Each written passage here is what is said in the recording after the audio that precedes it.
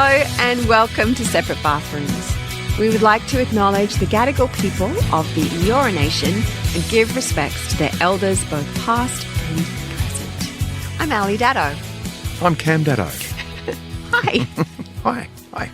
How are you? I'm good. We're recording this from our home studio. Yes, today we're at home. Yeah, and I'm just loving the lens that I'm on. Yeah. Yeah, it's kind of got that Hollywood... It's old Hollywood Vaseline Hollywood lens. Vaseline on the lens. Mm-hmm. And I'm feeling like this is a pretty good thing. Yeah, you look at least 5 years younger. 5? Yeah, that takes you down to like 35, There right? you go. There you 35 go. is the new 59. No. The 59 is, you're midlife still, 59. 59. Yeah, that's a great age. Yeah, crowding 60, eh? Crowding 60. I don't mind. Yeah. There are moments when I do mind. I know. Oh, I know. What was I looking at the other day? Someone was talking about, I know who it was. It was Hamish Blake. He was talking about if you could have your time again, would you'd be a billionaire in your time again, or would you want your time again? Mm. And I think the question was asked of Richard Branson. And Yep. Richard Branson said, I can always make the money. I want my time again. Right. I'll give up the billionaire because I could do that again. I've already done that once. That's confidence, twice. Isn't it? To know that you've done it so you can make your money again. Yeah, and to have the time again and I've been thinking about that for myself, just going, yeah, it would be interesting to go back and have that time again. Oh, I would love it. Relive that. Yeah. Yeah, I'd love it. Why would you love it? Because I'd love to have the time with the kids again when they were little. Yeah. That's it. Like, that's everything. The main reason. Yeah. So fun. Do you know, we thought we would today, we do something a little different. So obviously, this is a relationship podcast, and we're always sort of researching, what makes relationships tick, what's good advice for relationships, how can we bring that into a discussion, or great questions to ask your spouse or your partner. So it's just the two of us today. So we actually thought we would share some of the research and questions that we have discovered over the years and see if this helps you guys out. So if you want to grab a pad and pencil You're so or old school. something. Yeah, your text message. As you're walking, just grab your iPhone and go to the notes. Yeah, or share it with your spouse. Share this podcast with your spouse and say, hey, listen to this. This is some stuff we could do to help our relationship. Yeah. Because I think there's some pretty good bits and bobs in here. Yeah, so one of the ways that we share information is by sending each other Instagram posts. And Al would send me, like, sometimes there'd be 10 sitting there waiting for me. And I'd be like, oh, I've got to look at these Instagram posts. Do I really have time for this?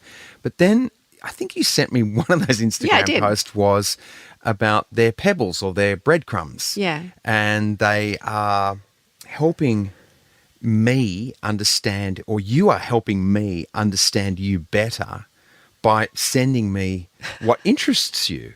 I send it, and I sent that same information to the kids as well. It's like, this is like a little love note to you that I'm thinking about you, and here's a little video that I thought you might find interesting. Because I don't find stuff that I will send you golf videos, or I'll send river baking videos, or so it's just it's a little love note pebble that I send your way to go, here you go, thought you might enjoy this. Well, it's changed my perception of those posts now. Yeah. I look at every single one and most of them are funny.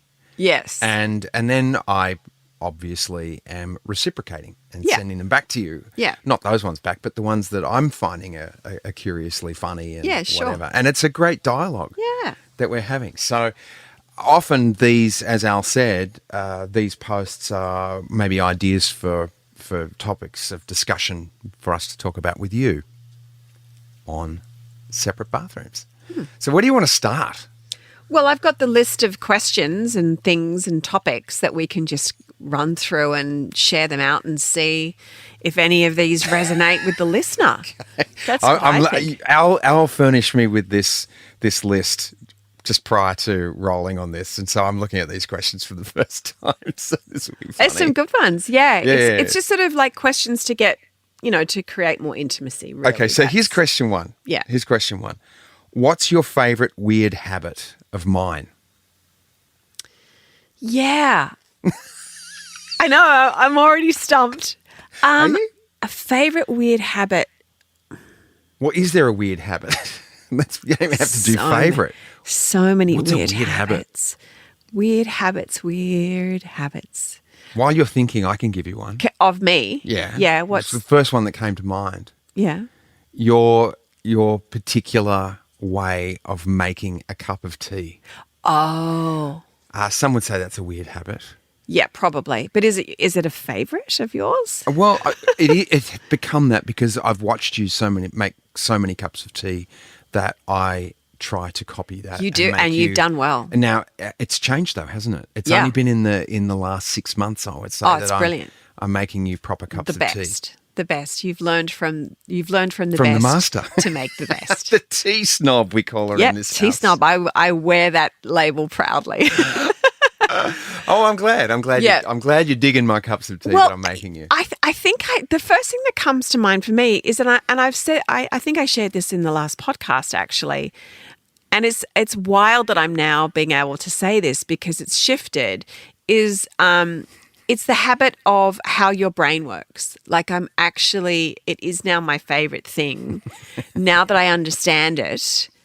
Of how your brain functions, I know how your train of thought goes. It's actually become a bit of a favorite thing about you for me. It's like, God, he's so weird, but it's so interesting. It's so like, wow. I don't know anyone else that thinks like that. Okay, well now we've established my brain's like a flow chart. It's literally like year 9 maths, a flow chart. Ooh. Things go yes, no. Oh, follow that one. Follow this one. Oh, there's a track. I'll go over that way. So that's how I end up on those weird tangents. I think you would have failed miserably if that was the flow chart you handed in to your math teacher, because it is a flow chart that goes. Maths has in never circles. been my mates when we play golf just goes, don't give him the score. Don't give him the score. Don't let Dado keep score. Now, okay, question. Okay. Here's another good one. Yeah. If I lost my memory, what would be the first thing that you would tell me about us? About us? Yeah. Oh, wow. I would say that, believe it or not, we have been married for over 30 years. Yeah. And we have 3 of the most amazing children. Yeah. That would be the first thing I would tell you. Yeah. So before, just know that as I come up to you and go to hug you, Yeah, right. that we actually done this for a long time. Yeah. Yes. Amazing. Yes.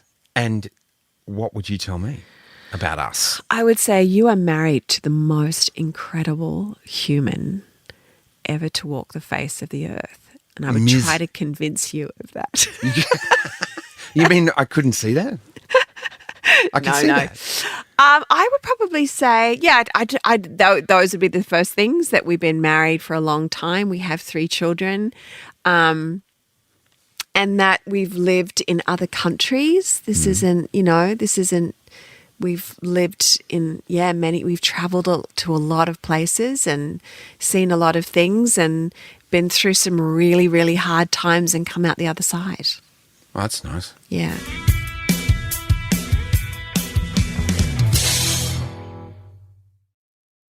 This is a great question.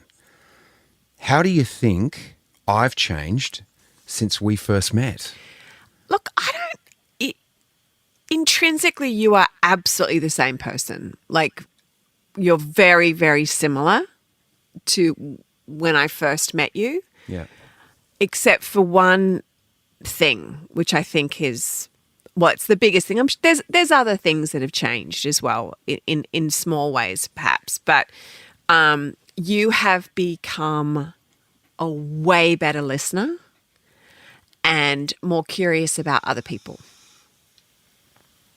Okay. Yeah, That's something I've been working on. I know. And you're succeeding. Okay. That's good. I want to Yeah. be a better human. Yeah. Ask me the question now. Oh God, I don't know if I want to ask you how do you think I've changed since we first met? I don't think, much the same way, I don't think you've really, the innate you has changed. You've always been loving. You've always been kind, playful, love a laugh. I think the most important and biggest change that you've made is you're not as much as you're not the people pleaser that you were Right. back in the day. And I've been working on that. Yeah, you have no issue standing up for what's right. You know, it's that moment. It's that thing of don't mistake my kindness for weakness. And I think that definitely that's how you've changed, because when I first met you, you were not like that. Yeah, You true. would bend over backwards to do whatever anyone Absolutely. wanted. Absolutely. Yeah, yeah. Agreed. Yep. Agreed. Good. Some good evolution there. So if there's one thing you wish people knew about me, what would it be? One thing people knew about you? Yeah. I think they're starting to get to know you, how delightful you are. Yeah, and how much you care, how deeply you care. I think that it's very easy to, and we do it, make these broad assumptions about someone after we've only seen them or met them. That person's a model, or yeah, she's pretty, she wouldn't care. Though I think people who get to know you really understand how you appreciate and are grateful for a depth of friendship. Oh, that's lovely. Yeah. Yeah. I want people to know you in how deeply you feel and how much you appreciate friendships. Yeah. Yeah. What about if there's one thing you wish people knew about me, what would it be? Yeah, I think it would be that you're a lot more spiritual and a deeper thinker than people realize. Like, I think you're laughing. Because do I come across as just flighty? Not flighty, but sometimes a bit fluffy, maybe. A bit sort of fluffy. light and fluffy, Cameron Dado, Smooth FM, like... just like light, but that's part of your charm as well. You yeah, come and across also- as sort of, okay. light and fluffy sometimes, and there's a whole other side to you. And that's a good thing. I'm not saying it's a bad thing. I don't know how often you share your deep thoughts with a lot of people, or, your spirituality with people. I think that's something that you keep fairly, sacred and to yourself. Yes. Well, I'm a Pisces. Right. Yeah. Yeah. So I'd swim in deep water. Oh, well, there you go. There's some depth for you. All right. Now, No, I think that's very kind of you to say that and to acknowledge that. Yes, Yeah, it's I true. do think deeply about things, sometimes a little bit too much. yeah, But do I often share it? Maybe not. I really loved those questions. I pulled them from the internet. I thought I'd never ever thought about those questions to ask, and to sort of see them written down. I'm like, I really want to ask those questions of you. So I loved those ones particularly. Then I just took some information about travel, because we've had a couple of short but sweet trips of late. Yep. And they've just been so lovely to get away with you. And I've just got some facts about travel. You want to share some of that? There's a 7% increase in life satisfaction if you travel more. That makes sense. Yeah. Because you're gaining experience. Yeah. You're Yeah. broadening yourself. All right. What about this one? This is important. Women who take vacations frequently are less likely to become depressed and are more satisfied with their relationships. Would you agree with that? I did not make that up. That was a fact from Instagram, and Instagram's never wrong. From Instagram. It must be true. I actually don't know where these facts are coming from, but I thought it makes sense, though. It makes sense because I know that for myself, and I know that for my girlfriends, that that little time away from hubby or partner or kids can really just do a big reset. I'm sure for the fellas as well, but women do tend to be the deep homemakers of the partnership, and sometimes they got to have that break. Okay. Well, from a fella's perspective on that, I think boys' trips, like a golf trip or surfing trip or fishing trip, weekend away is hugely beneficial as well. Yeah, but is it beneficial to the relationship? Depends on the fellas you go with, I suppose. Yeah. And what you're getting up to. But I think that in my experience, the way it is, when I have my annual trip with my mates from Mount Eliza, the guys I grew up with and went to school with, I think I come back better in our relationship because I've had an opportunity to sometimes blow off with those guys, just talk about stuff, and probably more importantly, hear what they're going through as well. Well, it wasn't, they didn't say that on Instagram, so I don't know if that's true. I only know it's best for women. Of course. So see, do you see what I'm? Did you hear what I'm dealing with? All right. 51% of traveling couples have more love in a 1-week vacation than they do in 8 weeks at home. Well, of course that's the case because you're not surrounded by all the minutiae of home. And you're in some hot hotel room designed by a 40-year-old dude who wants to be all coloured glass and sexy. What are you talking about? Well, when you go away for that weekend, that 1 week away, and you're for a camping in a tent. That's too is great. Thing. Yeah, right. but I'm just saying from one perspective. That's a weird perspective. Well, but don't you think, though, not that we've stayed in many boutique hotels, but a lot of them are these days kind of feel like they've been designed by a young architect, with sliding panels. And case in point, the hotel we stayed at last weekend with its sliding partition, one side went across to covered up the toilet, but then that was opening up the shower. And the other side was closing the shower but opening up the toilet. Yeah, but so it's a sort of. But I don't sit there going, this young architect guy with groovy glasses on has designed this thing to get people stimulated for a hot weekend in the hotel. You don't think so? No, okay. I don't think that's. See, that's how my brain works. Yeah. It's the coloured glass and the low lighting. Okay. All right, let's go. Next fact. Keep it moving. Yeah.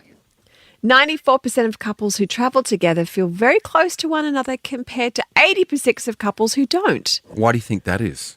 Well, it's the same thing, isn't it? Like you're experiencing something together often for the first time. If you're traveling to a new country, you're eating at a new place, you're seeing new things. So, and you're sort of leaning on each other as well, aren't you? Yeah, you're forward-facing together.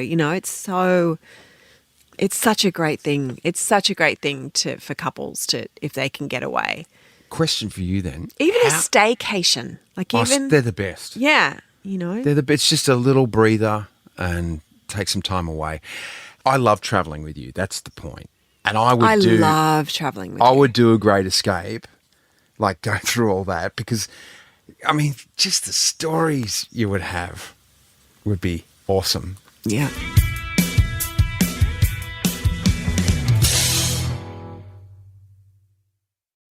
Well, that's it on travel. Oh, okay.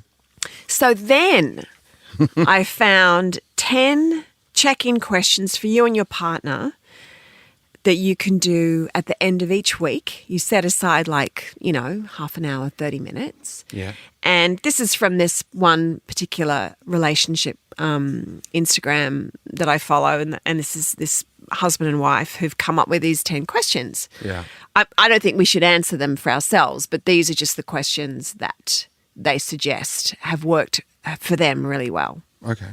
Yeah. All right. Well, this is question number 1 of check-in questions for you and your partner. What's something you appreciate me for this week? I think that's really lovely. I think that's so nice to ask that. Yeah. Yeah. Number 2, what's something you're proud of yourself for this week? Yeah. Also beautiful. Yeah. Is there anything left unsaid? So let's finish it. That's a ripper. Wow, that's a good question. Oh, I love this one too. What have you been trying to tell me that I haven't been hearing? Yes. That's a great question. Yeah. This would also be really good for the kids, to ask your kids. Do you need to set boundaries around or parameters around how you're answering these questions? I mean, because some of them you could get pretty pointed and it might end up in a bit of a Barney bundle. Well, I think you'd have to. No, I would hope not. I'd hope that you would be, if the goal is to create more intimacy and closeness, then I would hope that the other partner would understand that in those questions that you'd be aligned in that. I think listening is 80% of the equation here, because you're asking the question, you want to listen to the answers. Do you have needs that are not getting met that I can do something about? Yeah. Nice. Shall I answer that? No. Number 6, what's going well in our relationship? Oh, I can answer that. That's nice. Let's have a positive. How did you know that question 5 wasn't going to be a positive answer? I don't know. Okay, yeah. What are you committed to this week? Yeah, That's a great question. I know, because it could go all sorts of places. Okay. There's another one, number 8, is how are we prioritizing intimacy this week? Very important. Yeah. So question 9 is more about sort of a logistical question. What other planning and logistical things do we have to do this week? Yeah. Because that's always good yeah. to have a plan. Yeah. And that's what we always ask each other, what have you got this week? Yeah. So I know a lot of people share their calendar as well, which I think is really smart. So you can see what all the moving pieces and you're not sort of planning things when the other partner's got stuff to do. We share our calendar and it is literally a calendar hanging on the wall. Yeah. It's That our is Irish so marked calendar. up. Like This year's from Ireland. Are we Yeah. are we ever going to go into iCal or one of those sort of Perhaps things not, and because share you that? don't use it. You write in a actual journal. I still have a diary. I still Yeah. use my big old diary that ends up looking like And- a dog's breakfast by the end of the year. And number 10 is how can I support you this week? It's a great question. It's lovely. So I Yeah. loved all of those, and they're easy questions to ask, and they just gets you deeper with your partner, especially when you feel like you're just two floating people in a house and you've lost the connection. And we've had a lot of, I can't say a lot, but we have had some listeners write in about that. Yeah. Saying that we've been married for this long, lost connection. I don't know what's going on. How do we get back? It's as always, it's communication. And if these questions help, Yeah. I think that's really good. I think they will. And where are we going next? If you plan to be married a long time, and who doesn't stand at the altar with your love? Yeah. And not plan to be married a long time. I don't know that anyone would bother, would they? Aside from if we were doing it when we were 90 years old. Oh, true. But even then you'd be like, till the end of my life. Till the end of my life. Yeah. Yeah, that's true. I would think that everyone would be planning to stay Yeah. So married. if you plan to be married a long time, get more comfortable saying these things. Correct. Number 1, you're right. I didn't get that done as I'd promised. I know it was important to you and I'm going to get it done today. Yeah.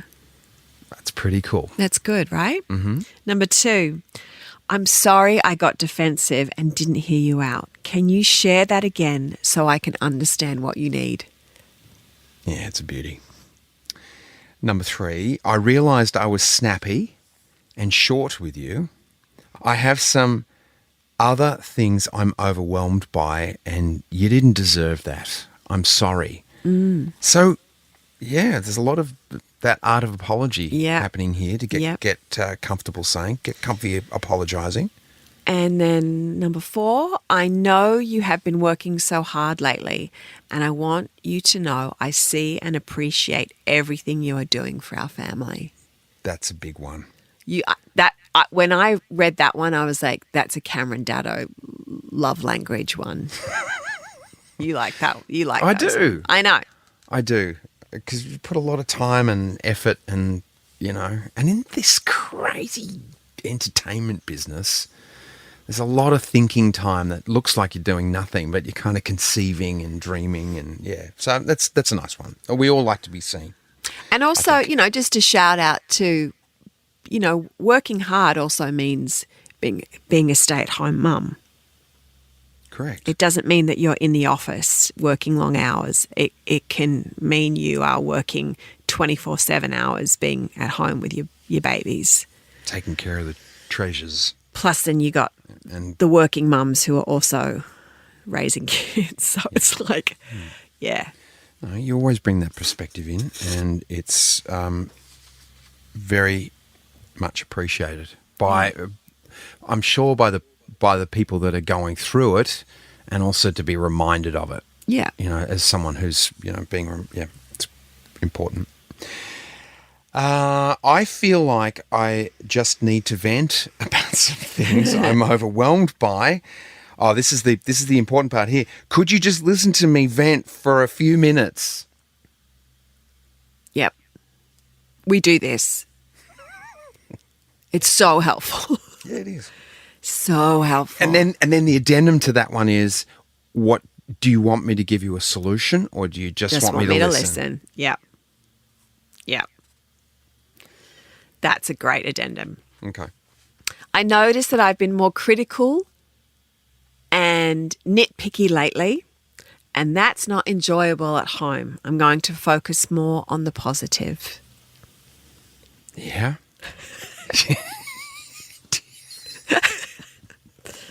Is this ringing true? Don't say I know. Don't say I know. Yeah, but I'm guilty of it too. I'm guilty of getting nitpicky. Yeah, I know. I can What is get. it about that? I know So, I can get nitpicky. I'll bust my chops sure. here. I'll bust myself. As you know, well, those long-time listeners will know that I've spent quite a bit of time away from home. And when I come home, I have been guilty of being nitpicky about how the state of the house. Yeah. Or what's not done, and that's taking me years to get with and to not do it. Yeah. And just to go, no, it's okay. Everything is okay. And to not pick the crap out of stuff. Yeah. So yeah. And I think there's usually definitely an underlying issue that's going on. Like if you're feeling overwhelmed and out of control, if I'm feeling overwhelmed and out of control with stuff, then I try to control something. So it might be like, oh, don't do it like that, do it like this. Or why did you buy Pink Lady apples instead of Jazz when you know that Jazz are the best apples right now? To you, I still stand by the Pink Ladies. No, they're not at the moment. They're not. Okay. They're soft right now. This is important, honey. This is also what happens if I missed out on a job that I've wanted and auditioned hard for or something. What's the first thing that I do after I have not had the control over that outcome? What do you think that I do? I don't know. Oh, come on! This is the game show question. This is the I know. Sometimes you question. come home and you get mad at the kids. That was something you used to do. Oh, that's awful. Yeah, guilty of that occasionally. Hopefully not too often. You go and clip the bushes. Correct. Yes. You go outside with the pruning shears. Take out the pruning shears and go clip the hedge. I just had the whole visual, and I'm like, with an inch of my not life. that tree. It's true. It's true. Another one is I know we've been so busy lately and haven't made time for us. Let's plan quality time this week. Yeah, that's a beauty. It's a ripper. We should do that. Plan some quality time this week. I know, we are. After this, we're going out for lunch, remember? We are. Yeah. We are. All right. As a couples therapist, this is someone. I'm reading ahead.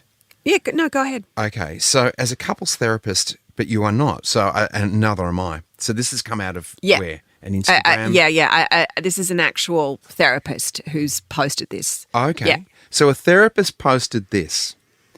As a couples therapist, I noticed 7 patterns in couples who made it. The first pattern, so this is positive. They had boundaries with family. They're good friends. Okay. They've been through really dark times. Yeah.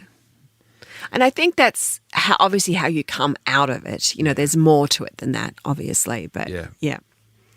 They let each other be themselves. Yeah, that's a really important one. They had difficult conversations. Yep. I reckon we've been through some questions here that might create some difficult conversations. Do you think? Yeah. Between us? No, because No, I think I'm we're pretty kidding. good at it. I think we're actually pretty good at it. Yeah. But there's always difficult conversations. That's the thing I'm understanding more about these days, that there's always some kind of crap to go through. Even when things are going really great, there's still crap. There's always going to be crap. Yeah. So it's just like, just accept it and go, this is what I'm dealing with today. Yeah. Other than, instead of saying, oh, why me, or why this again, or why, it's like, no, this is here to teach us. Yeah. Yeah. That's okay. good. Difficult conversations. And one of the patterns in couples who made it is also that they fight, which you kind of go, wait, what? But she says they get on each other's nerves, they fight, they're frustrated with each other at times, but they know how to navigate conflict and they bounce back and move forward. And that is so true. I think that there's a big difference between when people say we never fight, and there's a lot of couples that don't, and it's awesome and they get on like a house on fire, but there's the couples that don't fight because they don't address things. That doesn't, all that stuff that gets swept under the carpet, or they fight and they fight ugly and it's nasty. Yeah. Yeah. The seventh pattern is they made light of each other's quirks. We excel at that. Well, evidently, I'm a bit flowery. I'm a bit loopy. Fluffy. Fluffy, darling. Oh, Fluffy. flowery as well. I don't mind either of them. They all smell good. Hey, just before we go, something that I found it was a list from the Cleveland Academy of Medicine, and it was written in the 1930s, and it was about mental health rules. 1930s. 1930s, Wow. right? Yeah. So that's almost, creeping up to 100 years ago. Yeah. And we think we've evolved, we think we've moved on, but these mental health rules written in the 1930s are still very similar to now. Right. Of course they are. So the first one, have a hobby. Share your thoughts. Face your fears. And the one that I love, which is the last one, is trust in time. Be patient and hopeful. Time is a great therapist. That's beautiful. Isn't it great? They were smart back then. Smart back then, Yeah. smart now. Yeah. And you're smart for listening to Separate Bathrooms.